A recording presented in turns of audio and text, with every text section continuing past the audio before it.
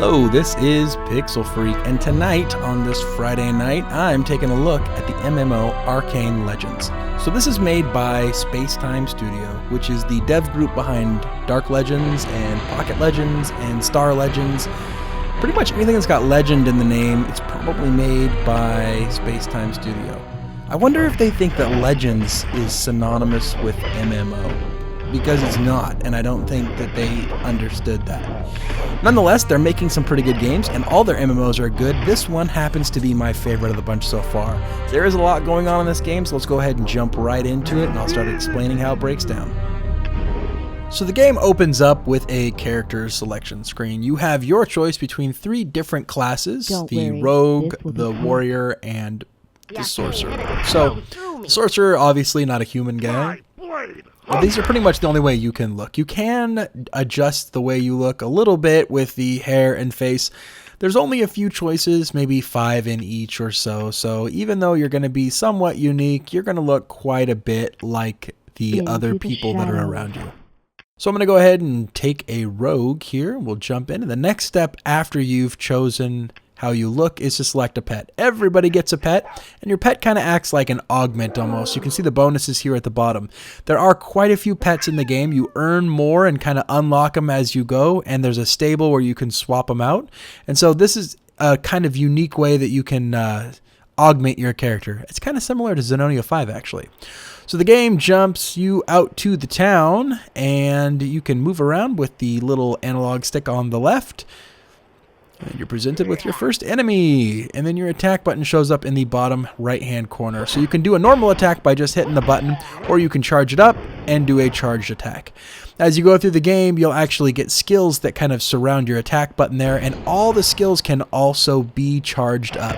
So you can get different effects. You also get a pet button up there in your kind of right-hand side of the screen. Now, the interesting thing with your pet, as you play through the game, the pet actually loses his happiness, and you'll lose the augment if his happiness fades all the way. So you need to keep your pet happy and invested a lot of money in your pet to keep him happy. So this is the primary story of the game. I'll go ahead and shut up for the conversation here.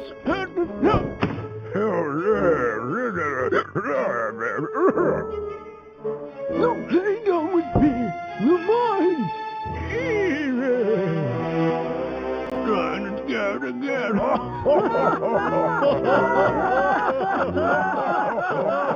There's no one old man. No, man. This is your last warning.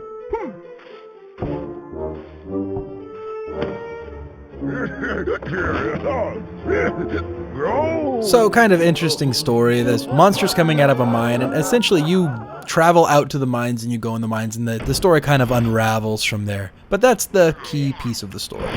So despite being an MMO, which a lot of people find synonymous with open world, Arcane Legends is not really open world. You can go from zone to zone, and the world is pretty big, but when you go from one zone to the next, you do so in somewhat more of a linear fashion, rather than something like World of Warcraft, where you kind of feel like there's this big expansive world. There is a pretty big world, and there are a lot of dungeons, and you can go in these little side quests and little dungeon areas, which makes the world feel a little more thick, but I couldn't fight off the feeling like I was always headed in a straight line.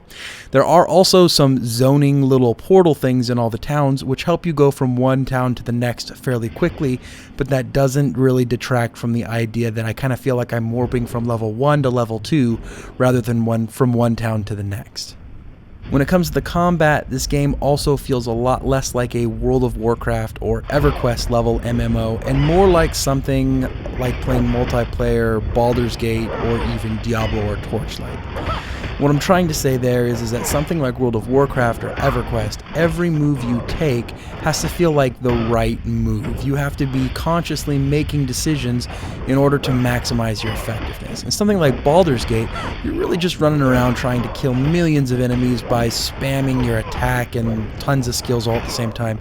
That's more of what this game feels like. It's actually somewhere in the middle, but I think it's leaning much more towards the Champions of Norath side, where you're just kind of hammering buttons rather than really trying to be tactical.